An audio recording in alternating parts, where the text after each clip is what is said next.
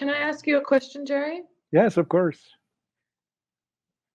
You said a couple things. Well, everything you're saying is very powerful. Thank you for sharing your story and for everyone who's been here to witness and listen. And, however, the impacts and the medicine that you're sharing right now. But I want to dig a little bit into when you were talking about how the oppressed can become the oppressor.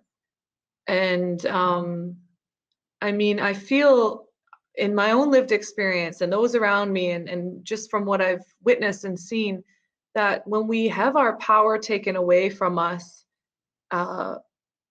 sometimes we try and get that power back by exercising power over another, by transforming that energy into hate for someone else. And so if we're abused, then we'll abuse someone else.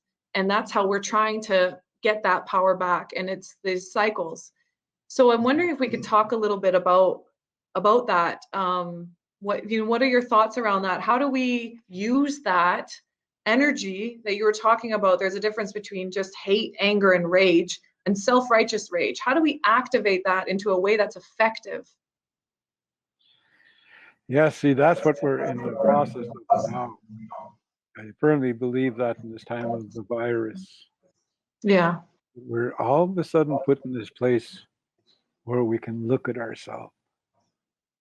Where I'm from, the ceremony that we have in calls that means a place to look at yourself. That's what we call our sweat lodge, a place to look at yourself. You see, the oppressed, I come to understand that most people that come to Canada were oppressed. That's why they want to come here. Why else you want to leave home?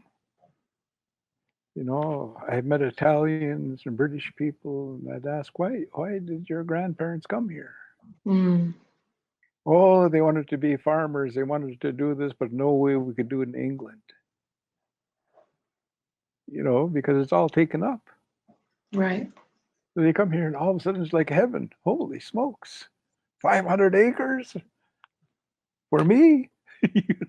That's what the settlers, they got free land.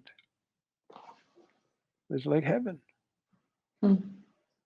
They could win the jackpot, the lotto.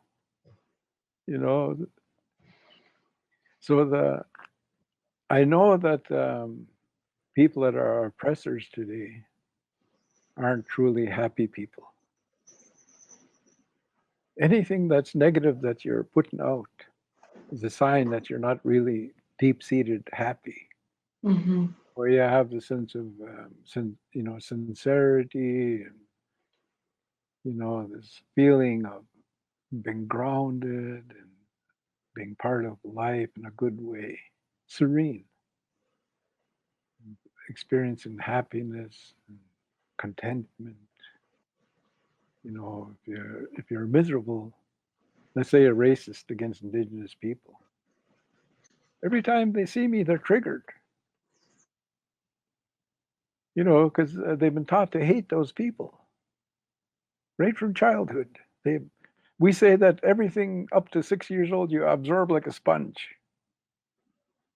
So if you're there as a baby or somebody before 6 years old and your parents are saying, oh, those people, they don't pay taxes, they don't care about their health, they're drunks or whatever, the kids are absorbing that.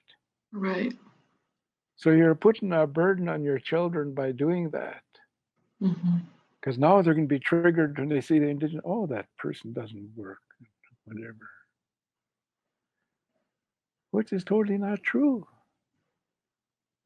People still look at me and say, oh, how much do you drink? I haven't drank since 76. What are you talking about? Mm-hmm. So that's a sign that they're not really happy. Mm-hmm. They're going to get triggered. See, I got triggered by racists. Somebody, oh, there's that stupid effing Indian. And my pupils would dilate, my heart rate would go up, my hands get sweaty, my blood vessels constrict. That's when you're under stress. So I thought about myself being a victim of racism. That's what's happening to me. Mm-hmm. Then I put the shoe on the other foot. I said, they're having the same physical reaction. Mm. A racist. Pupils dilate, heart rate goes up, breathing changes, blood vessels constrict. And I thought, so I said to myself one year, I said, okay, racist, you be that. I'm not going to buy into this. I'm going to go home and have a good night's sleep. I know you're not, because you've seen me.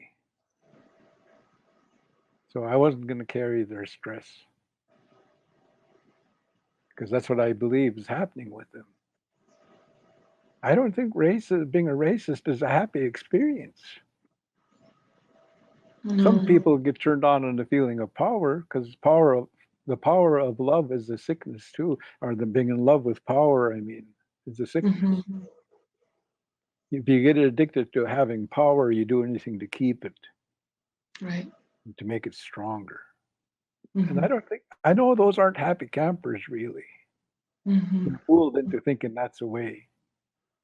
Like people saying, "Oh, you can be a millionaire. I want you to be a millionaire like me." That's a fool's. Because they're not really going to be happy, because they're just consumed with getting to that million mark. Mm-hmm. Mm-hmm. There's our poor kids and people around them. They don't really care for them, because they just focused on that one goal of being a millionaire. Mm-hmm.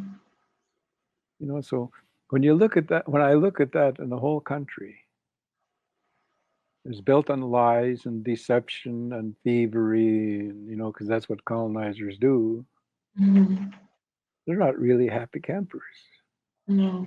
Remember I mentioned social conscience at the beginning, that there is a societal conscience. Actually, the word social means friend in the dictionary, to be a friend. Mm-hmm. So society means that we're going to be a group of friends. So when they're not living that, they feel it, I think, at an unconscious level. And when people feel guilty, they're not happy people. Right. They're waiting to be caught. They don't want to be caught with this negativity.